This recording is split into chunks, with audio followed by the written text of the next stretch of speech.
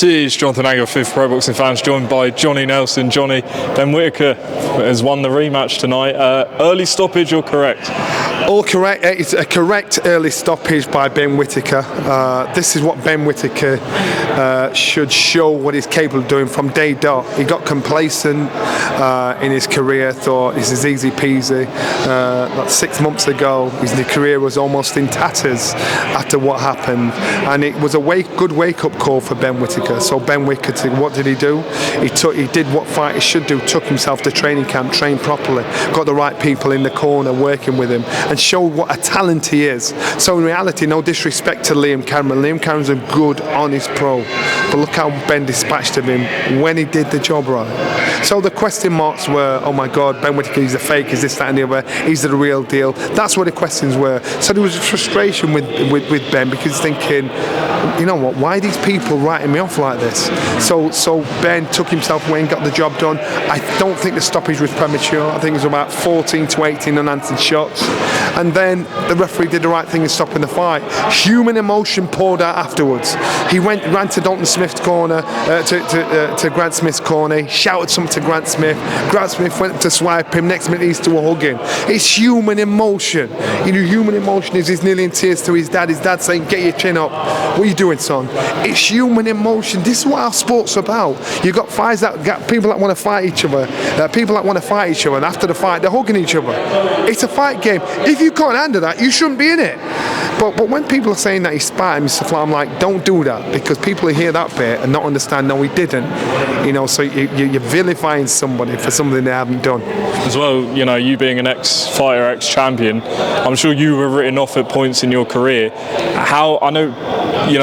How much mentally does it affect a fighter heading into a fight? We spoke earlier in the week about the pressure going in for Ben Whittaker. Did that all just come out there and then? Without a doubt, he's human. No matter how hard or tough you make out, if somebody's saying negative shit to you, it's going to affect you. You might have a poker face on saying it means nothing. He's human, and it'll express itself in one way or another. You're either going to train super hard, you're either going to train super hard, or you're not, or it'll make you or break you.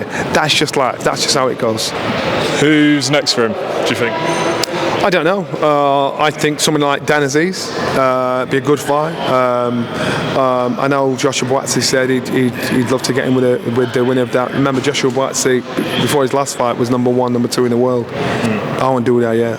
I just won't do it yet.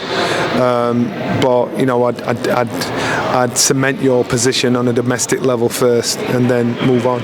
Just last one on this whole drama. I think you were on the Sky broadcast with Dave Caldwell. I believe he was quoted as saying it was classless.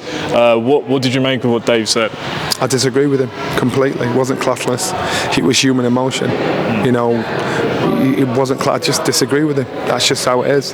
And fighters, you know, fighters, when you've put your heart and soul in it, you've trained really hard. I've seen fighters where they've wanted to smash each other's face in the build up to the fight, and then once the fight's over, you know, for the first few minutes you're still angry at the person, then boom, look at, you've got Conor Benn, Chris Eubank Jr.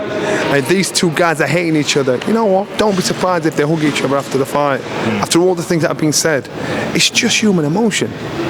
Lastly, Johnny, we spoke earlier in the week about Fraser Clark, and he was back in a big weight tonight. What did you make of his performance? Excellent performance by Fraser Clark. Unfortunately for Fraser, we are talking about the Fraser Clark that yesterday we saw him getting smashed out in Saudi, and that's the last memory we have of him. So therefore our worries, our fears are of what we saw. Fraser Clark has had to live with this mentally, emotionally, and with his family and everything for 6 months. This is all news to him. So he's gone through it all, and so I'm quite sure he needed that. Fraser Clark has now got a bit of a chip on his shoulder. I love it. I love the chip on his shoulder, because it's brought a bit of meanness out, and that's what he needs. Johnny, appreciate your time, and go home safe.